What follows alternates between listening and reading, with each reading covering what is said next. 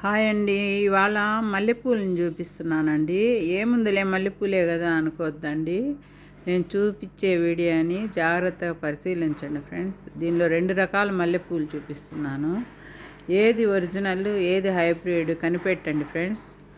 కనిపెట్టిన వాళ్ళందరికీ చాలా థ్యాంక్స్ అండి. మీకు ఒక విషయం చెప్పాలనుకుంటున్నాను.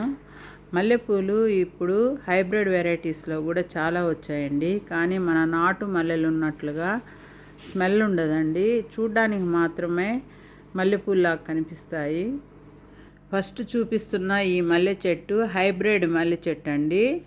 అయితే దీని ఆకులు చూడ్డానికి నున్నగా ఉంటాయి, కొంచెం గుండ్రంగా ఉంటాయండి.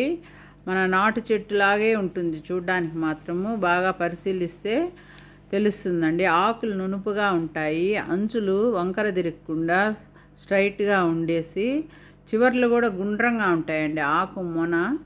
ఆ విధంగా ఉన్న వాటిని హైబ్రిడ్ మల్లె అని కనిపెట్టవచ్చండి. నాటు మల్లెలకు మాత్రము ఆకులు ముడతలు కలిగి ఉండి చూడండి, ఇక్కడ కాడ అంటాం కదండి, మల్లె కాడలు అంటాం కదా, అవి చూడండి ఎంత పొడవుగా ఉన్నాయి, ఎక్కువగా ఉన్నాయి, దాదాపు మొగ్గను చుట్టూ ఉన్నాయండి.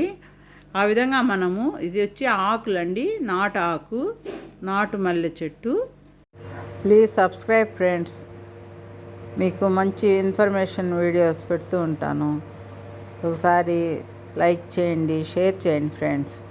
మల్లెపూలు మనము ఎలాగా నాటు మల్లెలను గుర్తించవచ్చో చూపిద్దామనేసి మీకు ఈ 2 రకాల చెట్లను వీడియో తీసి పెడుతున్నాను. నాటు మల్లెలకి కాడలండి, అవి చుట్టూ రెక్కల్లాగా ఉంటాయి కదా, అవి కొంచెం సన్నగా పుల్లల్లాగా ఉంటాయి. చూడండి, ఇది వచ్చి హైబ్రిడ్ మల్లి, చిన్న కాడుంది, చూసేదానికి సన్నజాజి పూలా కనిపిస్తుంది కదండి. ఇవి నాటు అండి. Please subscribe friends.